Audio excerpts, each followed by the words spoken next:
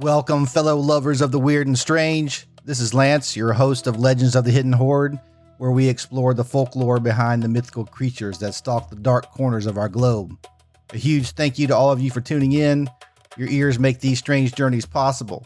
If you enjoy the show, please hit that subscribe button, leave me a quick review, and give me a follow on Facebook, Instagram, Threads, or X.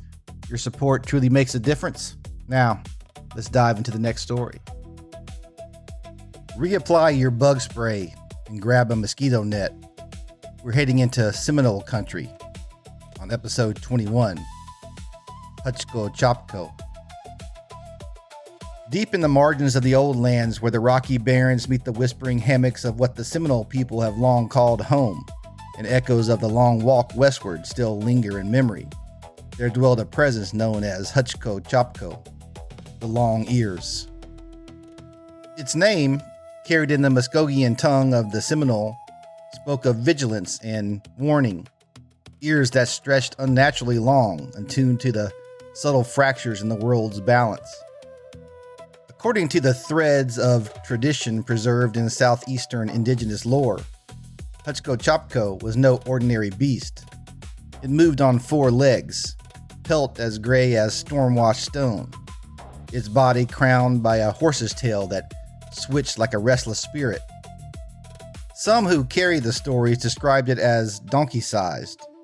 Others say larger, with a head that blended the cunning of the wolf and the wary grace of the deer. It hunted desolate, rocky places shunned by the sensible, outcrops where the earth felt thin, where silence pressed like a fevered hand. But its most terrible gift was the odor. A cloying, rotting stench that clung to the air like the breath of forgotten graves. It did not merely announce the creature, it contaminated. Those who caught its wind felt a subtle wrongness settle in their bones, a creeping malaise, fever that whispered of isolation, distant from kin and firelight that grew with each breath. The long ears did not always need to devour flesh to claim its due. It spread sickness of body and spirit, turning vibrant places into mirrors of its own barren domain. In the circle of stories told around Seminole fires, stories that traveled with the people through upheaval and resilience, Hvcko Capko embodied the peril of straying into desolation without the armor of community, memory, and respect. It was said to live where the land itself had grown weary or wounded, a sentinel of imbalance. To encounter it was to feel the world pull away, animals vanishing, paths twisted back upon themselves, the night growing ears of its own that listened for the unwary. In one such telling, drawn from the broader web of Southeastern traditions, there was once a young one, let's call them the one who walks between, who had grown restless with the old cautions. The elders spoke of rocky barrens where the long ears roamed, places best left to the wind and the wary. But the one who walks between carried the weight of changing times and perhaps a touch of the arrogance that sometimes follows displacement. Ventured alone into such a realm, seeking perhaps a lost relative or simply to prove the old fears were stories for children. At first, only the wind answered. Then came the scent, faint at the edges like meat left too long in the sun mixed with the sourness of stagnant pools. It thickened as the one who walks between pressed deeper amongst the stones.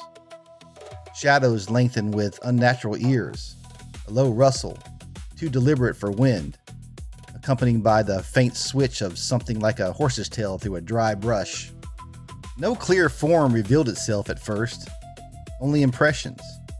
A gray flicker at the corner of vision, long ears twitching as if tasting the air for weakness. The oppressive quiet broken by the distant, fevered call of something that should not be. Illness followed like a faithful shadow. A heat behind the eyes, a hollowing of the chest that made the return to camp feel like crossing an ocean. Ken noticed the change, the way the one who walks between set apart, the odor that seemed to linger on their clothes even after washing. In neighboring lodges and among related peoples, the web of stories offered context without comfort. Some spoke of Kolowa, the hairy ogre of Creek traditions, a man-eater whose malice was more direct, sometimes rendered in modern tellings as a gorilla-like devourer of the unwary. Others recalled the Shampe of the Choctaw, foul-smelling ogre-like, a taker of women or lives, its stench a weapon as much as its strength.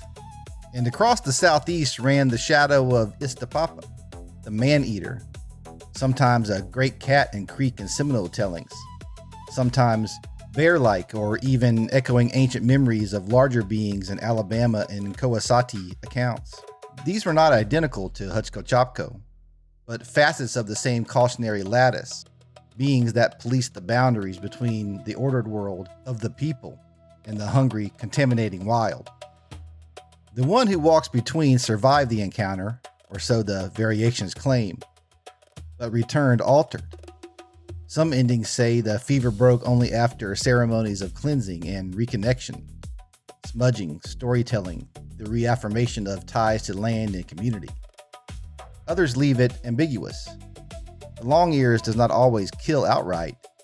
It teaches through lingering contamination, a reminder that desolation, once invited, does not easily release its grip. Other derivatives of the lore abound. Descriptions shift by teller and region. More wolf in some fires, more deer-like in others.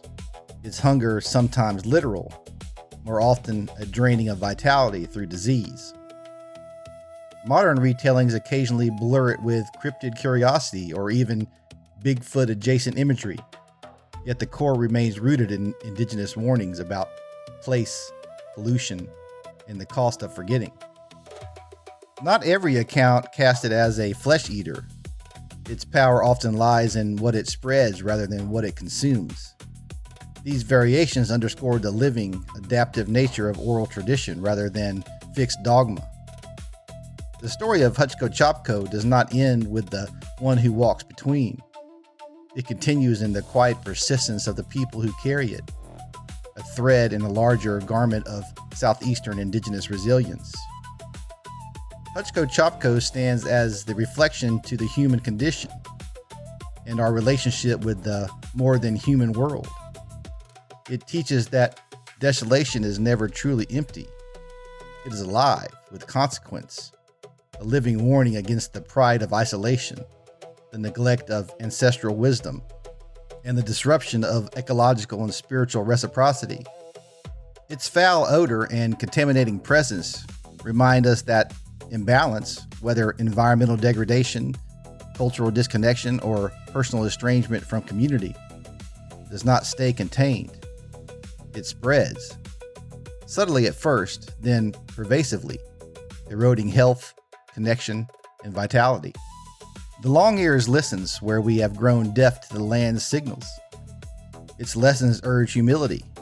True power and safety reside not in solitary conquest of the unknown, but in collective listening, in honoring boundaries, and in maintaining the delicate weave of relationships that sustain life.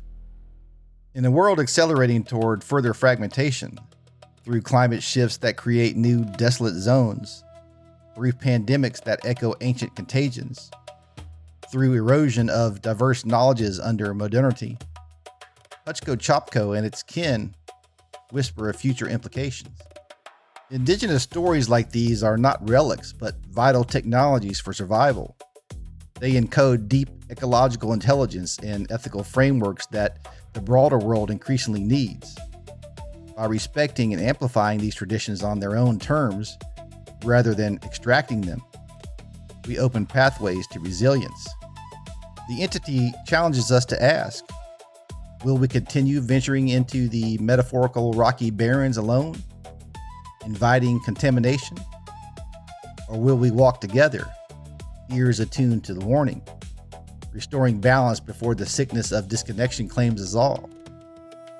In heeding such voices, we may yet transform potential desolation into renewed harmony. Thank you so much for listening. I hope you enjoyed the story. If you did, please hit that subscribe button on your favorite podcast app. Give me a follow on social media. And until next time, keep your eyes open. You never know what might be lurking in the shadows.